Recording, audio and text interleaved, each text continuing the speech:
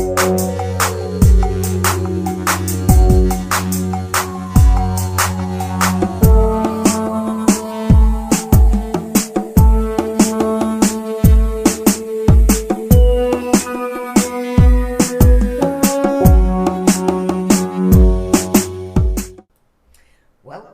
to MovingUp.fm, podcast and home of Are You Prepared? And Can We Talk? Okay, we have reviewed the steps to access Microsoft Cloud Services and deploy them quickly. The discussion covers topics such as solution security design, risk action plans, and service approval, notifying financial supervisors, joining the Microsoft Cloud Financial Services Compliance Program, and more. Get helpful resources for evaluating cloud services and how-to videos on their channel. This podcast summary covers the different steps in assessing Microsoft Cloud Services. It provides customers with optimized tools and possesses processes to help them get a quality assessment done quickly while focusing on the most important risks. The conversation begins by discussing solution security design, which involves choosing product features that must be enabled to meet internal security and compliance requirements.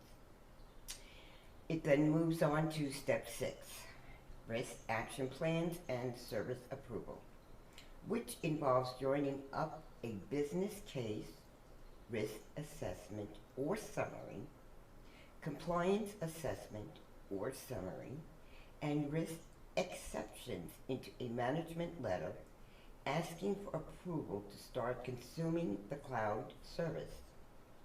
Step 7 is about notifying financial and privacy supervisors of the new outsourcing arrangement. Finally, step 8 is about joining the Microsoft Cloud Financial Services Compliance Program and production deployment. The estimated time to complete this process is 2 days plus lead time. This podcast conversation discusses the steps to take when assessing risk and deploying Microsoft Cloud services. It is recommended to notify financial supervisors after a risk approval has been obtained and not wait until moments before deployment. The regulatory notification template is available, and estimated time to complete this process is approximately 2 months. Additionally, joining the Microsoft Cloud Financial Services Compliance Program, which is the FSCP, is optional, but it offers insight into risk and performance of cloud services. Finally, other prerequisites such as technical preparation, data migration activities, upgrading network connectivity, and modifying security perimeter can take place in parallel with the risk assessment phase in order to keep deployment time short. Useful resources for evaluating cloud services include Microsoft Cloud Security Data Management and Transparency, Cloud Encryption, and Tenant Isolation in Office 365, Data Resiliency and Retention, Deletion, Destruction in Office 365, as well as Administrative Access Controls in Office 365. This podcast conversation discusses Office 365 auditing and reporting features, as well as how to protect against DDoS attacks in Office 365. It also covers the Office 365 Customer Security Considerations Workbook, User Guide, Azure Security and Compliance Blueprint, Introduction to Azure Security White Papers, Dynamic 365 Security Overview, Microsoft Cloud Compliance Offerings, Microsoft Cloud Financial Services Compliance Program, and Compliance Guidelines per country. The podcast is hosted by Diana Emerson, provides viewers with how-to videos on their channel. As organizations move to the cloud, they need to assess risk and deploy Microsoft Cloud services in order to ensure their data is secure. This step-by-step guide will help you understand how to assess risk and deploy Microsoft Cloud services. Step 1, understand your organization's risk profile. The first step in assessing risk and deploying Microsoft Cloud services is understanding your organization's risk profile. This includes identifying any potential risks that could affect your organization's data or operations, such as cyber threats, compliance requirements, or other external factors.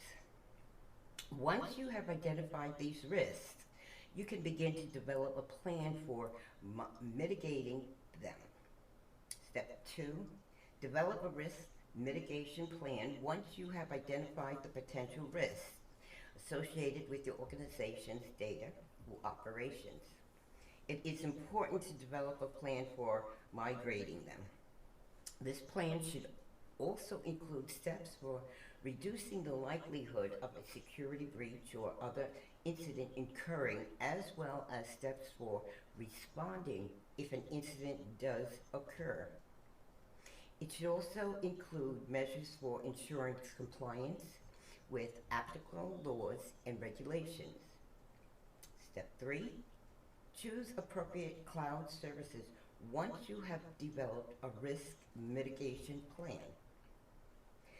It is time to choose appropriate cloud services from Microsoft that meet your organization's needs. When selecting these services, consider factors such as cost effectiveness, scalability, security features offered by the service provider, encryption, etc., and any additional features that may be beneficial, like analytics. Additionally, make sure that any chosen service meets all applicable regulatory requirements before deploying it within your organization's environment. Our next podcast will also cover useful resources for evaluating cloud services, Office 365 auditing and reporting features, and how to protect against DDoS attacks in Office 365. Please tune in.